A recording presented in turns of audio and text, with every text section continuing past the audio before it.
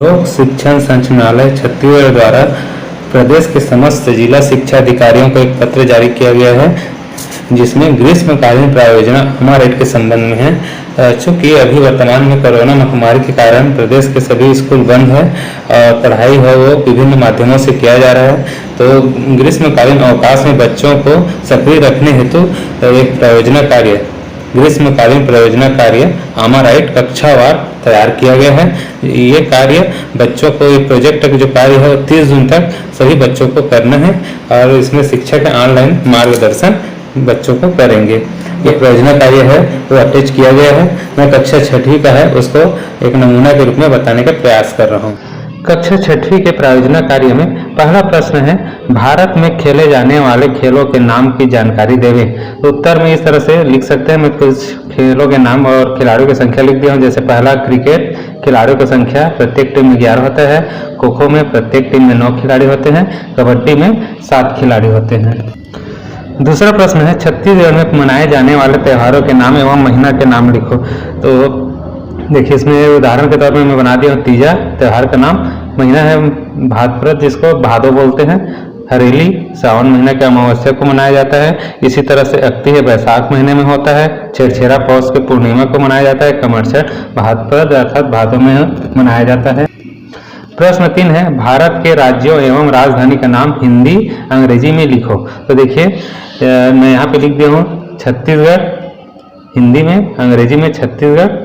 राजधानी का नाम रायपुर, हिंदी में, अंग्रेजी में ये रायपुर। और इसी तरह से बिहार, इंग्लिश में इस तरह से राजधानी पटना, अंग्रेजी में लिखेंगे पटना करके। अब बाकी अन्य राज्यों का नाम लिख सकते हैं। चौथा प्रश्न है, ज्वलनशील पदार्थों की सूची तैयार करें। बच्चे अपने आसपास पाए जाने वाले कुछ ज्वलनशील पदार्थों का नाम लिख सकते हैं। जैसे मैं उदाहरण के तौर पर लिखा हूँ रुई, कृत्रिम है प्राकृतिक, तो प्राकृतिक है। नायलॉन ये कृत्रिम है। लकड़ी प्राकृतिक है। मोमबत्ती कृत्रिम है।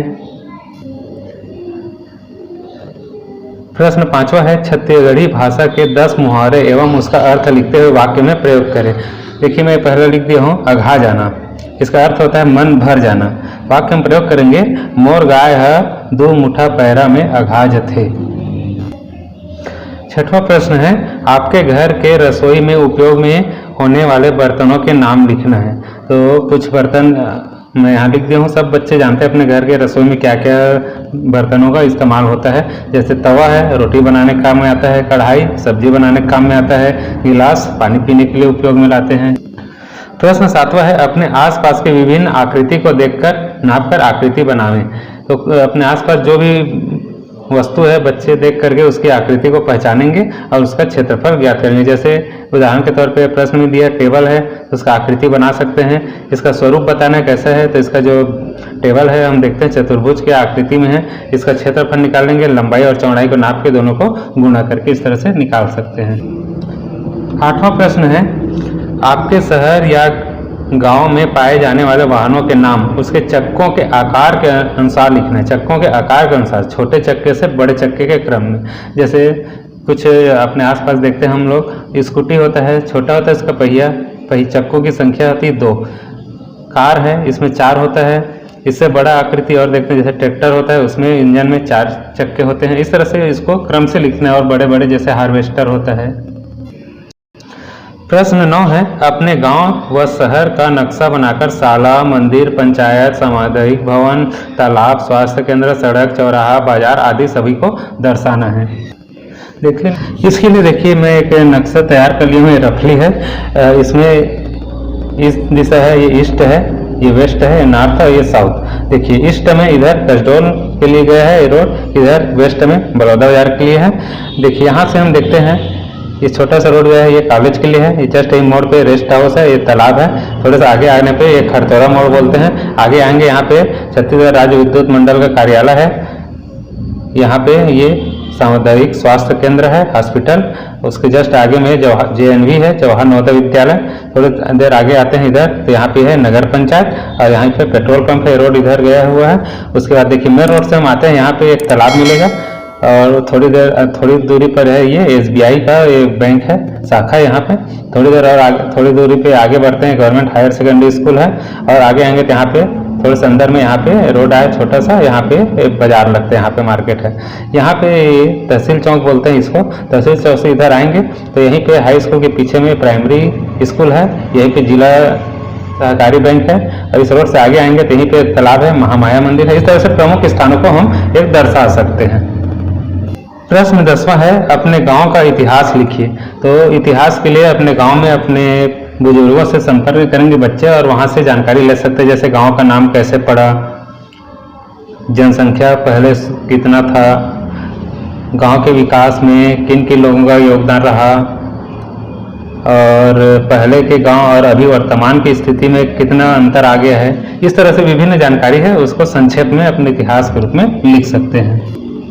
प्रश्न 11 है, प्रत्येक छात्र अपने घर, बाड़ी या अन्य क्षेत्र में एक वृक्ष लगा करके एक फाइल में उसकी ऊंचाई सप्ताह में मापकर वृद्धि को सेंटीमीटर में अंकित करेंगे। तो इसके लिए इस तरह से कॉलम बना लेंगे और पौधे रोपण की तारीख लिख लेंगे। जैसे यहाँ परियोजना कार्य में 5 जून की स्थिति में लिखा गया था, जो कि विश्व पर्यावरण दिवस पड़ा था इस दिन। तो अब कोई सभी तिथि में अभी लगा के बच्चे उसको लगाते समय उसकी ऊंचाई को नाप लेंगे, फिर 1 सप्ताह बाद उसकी ऊंचाई कितना होता है, 2 सप्ताह बाद कितना होता है, सेंटीमीटर में इस तरह से नाप के इसको कॉलम को भरेंगे। कुछ काम है जिसको बच्चों को खुद को करना पड़ेगा।